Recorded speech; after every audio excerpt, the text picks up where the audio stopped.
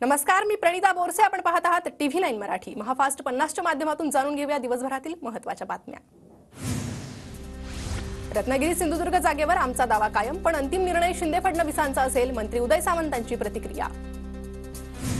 किरण सामंतांच्या ट्विटमुळे निर्माण झालेला गैरसमज दूर करा. किरण सामंतांनी माघारीचं ट्विट डिलीट केलं. शिंदेंना त्रास होऊ नये म्हणून किरण सामंतांची माघारीची पोस्ट. मंत्री उदय सामंतांचं स्पष्टीकरण. रत्नागिरी सिंधुदुर्ग लोकसभा मतदारसंघासाठी नारायण राणेंना उमेदवार घोषित होण्याची शक्यता, तर भाजपकडून नारायण राणेंच्या नावाची चर्चा. शिवसेनेची उर्वरित उमेदवारांची यादी आज येणार. शिंदे गटाचे आमदार संजय राठोड यांची माहिती. यवतमाळ वाशिममध्ये आमचा उमेदवार शेवटच्या दिवशी अर्ज भरणार. वरिष्ठांनी मला आदेश दिले तर मी लोकसभा लढवणार. संजय राठोड यांची प्रतिक्रिया. यवतमाळ वाशिममधून उद्या शिवसेनेचा उमेदवार अर्ज भरेल. संजय राठोडांची यवतमाळ वाशिममध्ये ताकद जास्त. तिकीट कुणाला द्यायचं हा अधिकार शिंदेंना. उदय सामंतांची प्रतिक्रिया. अमरावतीत नवनीत राणांनी काय काम केलं? राणा दहीहंडी आणि होळी सोडून कुठे जात नाही. प्रहारच्या बच्चू कडूंची टीका. एकनाथ शिंदेंना घेरण्याचा प्रयत्न होऊ शकतो. राजकारण करा पण युतीत सोबत घेतलेल्यांसोबत घातपात नको. बच्चू कडूंचा भाजपवर निशाणा. जसा मला श्रीकांत तसा माझा हेमंत आहे. मुख्यमंत्री शिंदेंचे उद्गार. मुख्य प्रवाहातून हेमंतला बाजूला जाऊ देणार नाही. मुख्यमंत्री शिंदेंचं वक्तव्य. उमेदवारी जाहीर झाली होती, मात्र काही चर्चांमुळे कार्यकर्त्यांमध्ये नाराजी. मुख्यमंत्र्यांशी सकारात्मक चर्चा झाली. आज संध्याकाळपर्यंत निर्णय येईल. हेमंत पाटलांची माहिती. जळगावातून भाजपला मोठा धक्का बसणार. भाजपचे खासदार उन्मेष पाटील आज ठाकरे गटात प्रवेश करणार. शरद पवार गटाची उर्वरित 5 जागांची यादी आज जाहीर होणार. रावेर, भिवंडी, बीड, माढा आणि सातारा मतदारसंघातील उमेदवार जाहीर करण्यात येणार. वर्धा लोकसभा मतदारसंघातील भाजप उमेदवार रामदास तडस आज उमेदवारी अर्ज भरणार. उपमुख्यमंत्री फडणवीस, बावनकुळे यांच्या उपस्थितीत शक्ती प्रदर्शन करणार. भाजपचे उमेदवार अनुप धोत्रे आज उमेदवारी अर्ज दाखल करणार. अकोल्यातून अनुप धोत्रे निवडणुकीच्या रिंगणात उतरणार. हिंगोलीतून ठाकरे गटाचे नागेश पाटील आष्टीकर आज उमेदवारी अर्ज दाखल करणार. अंबादास दानवेंसह जिल्ह्यातील आजी माजी नेते उपस्थित राहणार.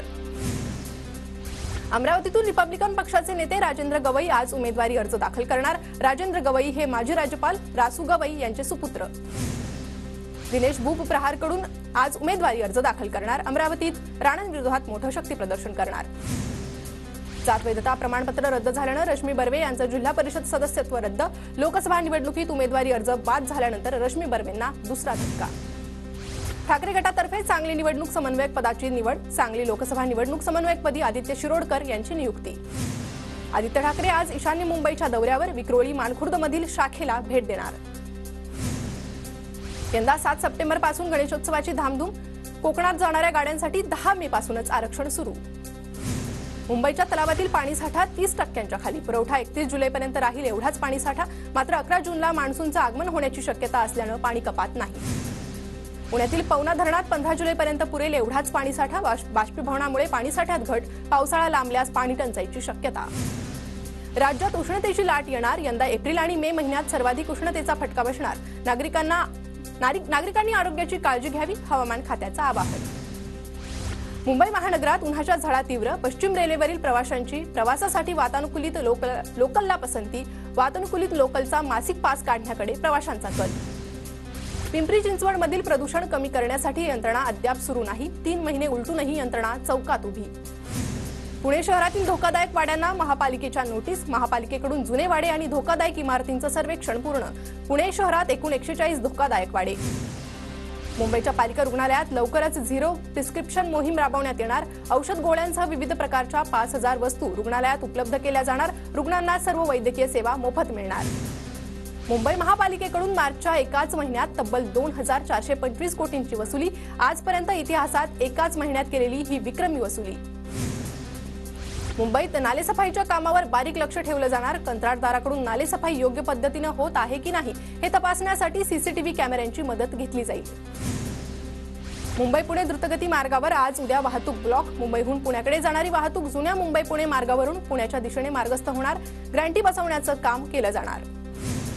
राज्यात शुक्रवारपासून 4 दिवस अवकाळी पावसाचा अंदाज. हवामान विभागाची माहिती. कोकण मराठवाड्यासह पाऊस पडण्याची शक्यता.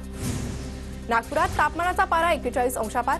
एप्रिल महिन्याच्या सुरुवातीलाच तापमानात मोठी वाढ. नागरिक उकाड्याने हैराण, तर पुढील 48 तासात तापमान आणखी वाढ होण्याची शक्यता. नाशिकच्या मालेगावातील तापमान 42 अंशावर. अवकाळी पावसामुळे घट झालेल्या तापमानात पुन्हा मोठी वाढ. जळगाव जिल्हा परिषदेचा टंचाई निवारणाचा आराखडा तयार. जिल्ह्यात सध्या काही गावांना टँकरनं पाणी पुरवठा तर काही गावांमधील विहिरींचं अधिग्रहण. नाशिकच्या त्र्यंबकेश्वर मंदिरातील पिंडीचा वज्रलेप निखळला. पुरातत्व विभागाचा दावा फोल. अवघ्या 2 वर्षातच पिंडीची झीज. जळगावच्या जामनेरमधील तोंडापूर परिसरात अंजनाच्या झाडांची अवैध कत्तल. तातडीनं अवैध वृक्षतोड थांबवण्याची वृक्षप्रेमींची मागणी. डोंबिवलीमध्ये पतीचा पत्नीवर चाकूने जीवघेणा हल्ला. पत्नी सतत मोबाईलवर बोलत असल्याच्या संशयातून हल्ला. आरोपी फरार. नाशिकच्या मेहुणे गावातील ग्रामस्थांचा मतदानावर बहिष्कार. दुष्काळी अनुदान न मिळाल्यानं गावकरी संतप्त. बुलढाण्यातील बकऱ्या चारणाऱ्याच्या मुलीची जपानला झेप. रोहिणी गवईला जपानमध्ये नोकरी. आई वडिलांच्या मेहनतीला फळ. कोकण मार्गावरून धावणाऱ्या वंदे भारत एक्सप्रेसला नागरिकांची पसंती. उन्हाळ्यातील वंदे भारतच्या फेऱ्या फुल तर जूनमधील एक्सप्रेसच्या फेऱ्या प्रतीक्षा यादीत. जेईई मेन्स परीक्षेला उद्यापासून सुरुवात. 12वी नंतर अभियांत्रिकी शिक्षणासाठी जेईई मेन्स परीक्षा महत्त्वाची.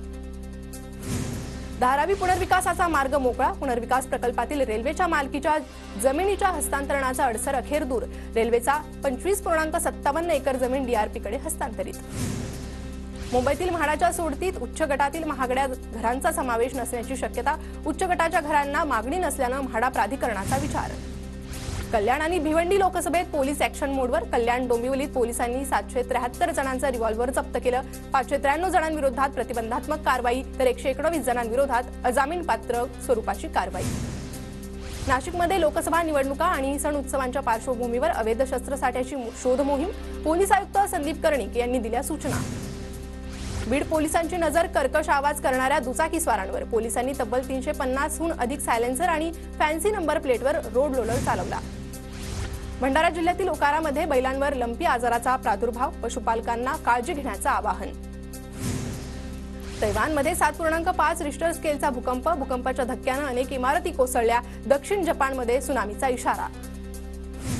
आयपीएलमध्ये आज दिल्ली आणि कोलकातामध्ये लढत. संध्याकाळी 7:30 वाजता विशाखापट्टणमच्या मैदानावर सामना रंगणार.